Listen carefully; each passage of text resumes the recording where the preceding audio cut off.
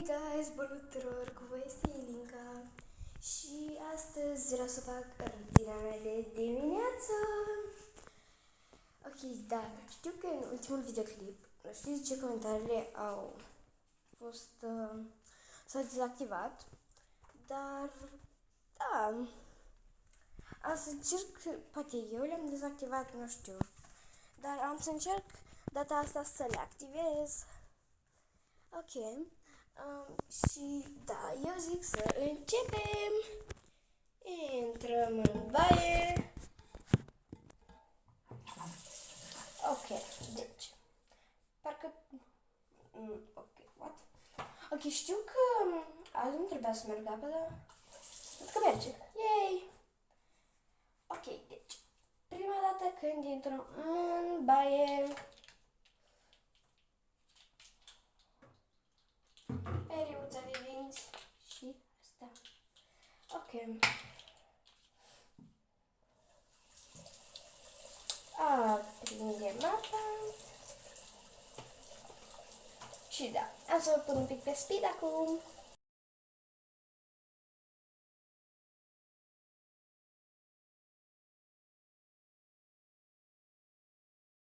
Ok, deci mi-am spălat dinții și acum vreau să mă dau cu acest Colgate, adică e într-un fel de spălat gura, într-un fel, nu știu cum să spun. Așa că, da, din nou pe speed.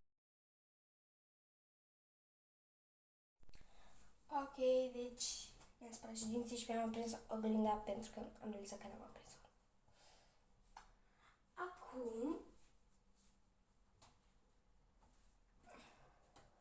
da, deci, din nou ne trebuiește pentița. Am făcut într-un fel, nu. Am crezut că am făcut un video trecut o rutină de seară, dar nu am făcut-o. Ok. Deschidem. Am uitat, prima dată trebuie să-mi uit fața.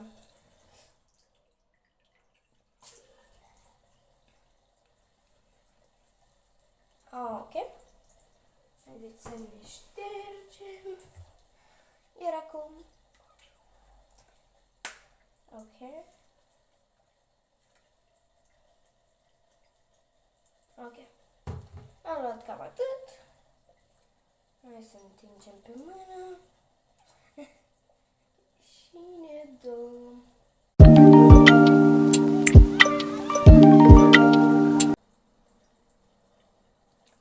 Ok, Tania. Așa, acum am pus toată crema asta pe fața mea. Și trebuie să mă speli de ea.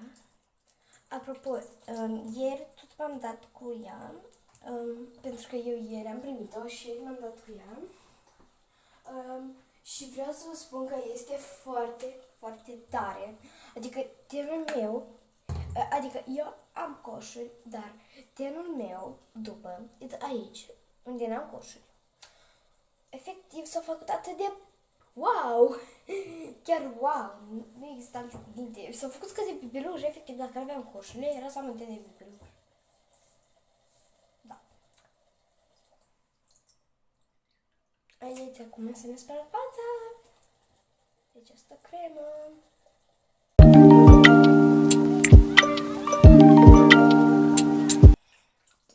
Da, cred că mai mult o să-mi trebuiască o vetiță. Sau de fapt, da, mai bine o vetiță. Nu vreau să murdăresc ștergarul. Ok, haideți să ne ștergem de această cremă de față, de care te speli pe față. Ok.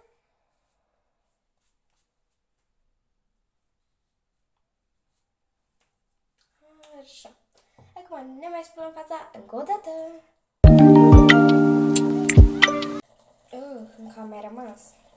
De asta și trebuie de spălat fața. Ok, știți ceva? O să folosesc un ștergar. Folosește toată lumea.